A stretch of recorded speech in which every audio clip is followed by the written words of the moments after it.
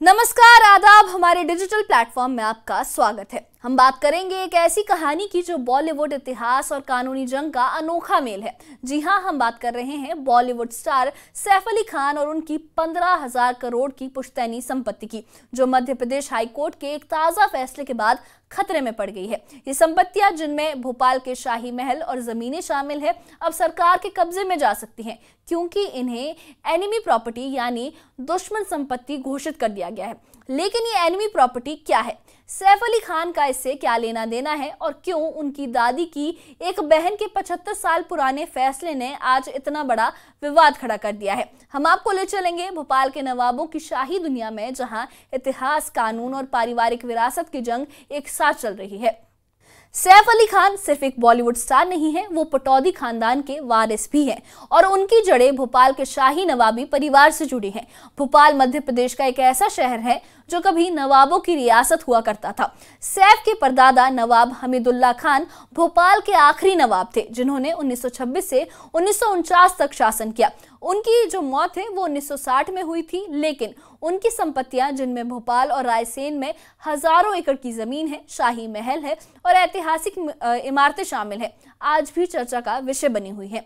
इन संपत्तियों में शामिल है सैफ का बचपन का घर, फ्लैग स्टाफ हाउस, आलिशान नूर उस सभा पैलेस जो अब एक लग्जरी होटल है, और अहमदाबाद पैलेस, दार उस सलाम, हबीबी का बंगला और कोहे फिजा प्रॉपर्टी। ये सारी संपत्तियां मिलकर करीब 15,000 करोड़ रुपए की हैं।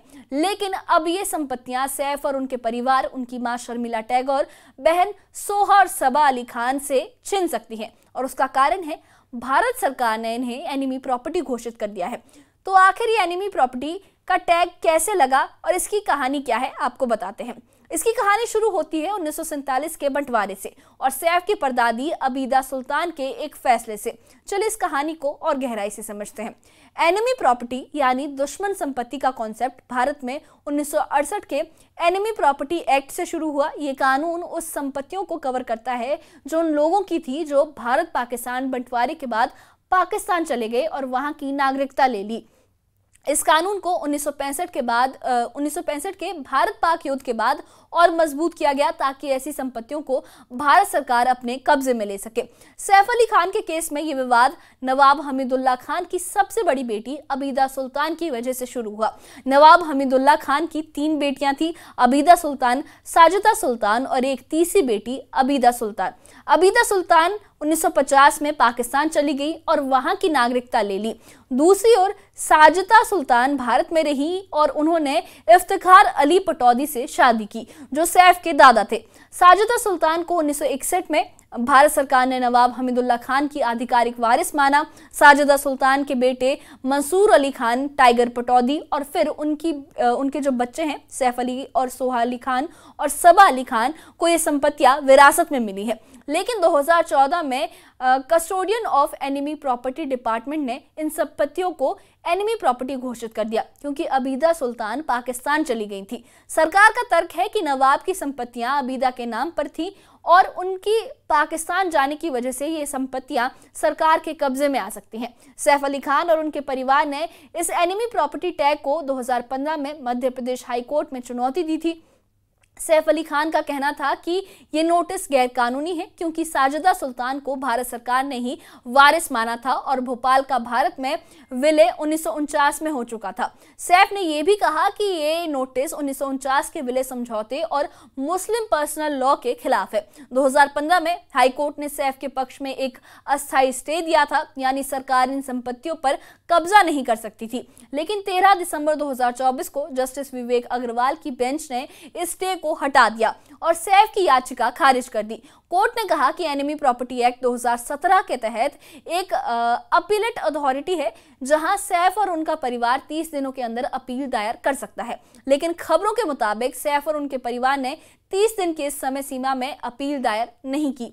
इसका मतलब है कि भोपाल जिला प्रशासन अब इन संपत्तियों पर कब्जा शुरू कर सकता है। हालांकि कुछ रिपोर्ट्स कहती हैं कि सैफ ने 8 जनवरी 2025 को अपील दायर की थी और 6 फरवरी को इसकी सुनवाई हुई, लेकिन अभी तक कोई अंतिम फैसला नहीं आया है।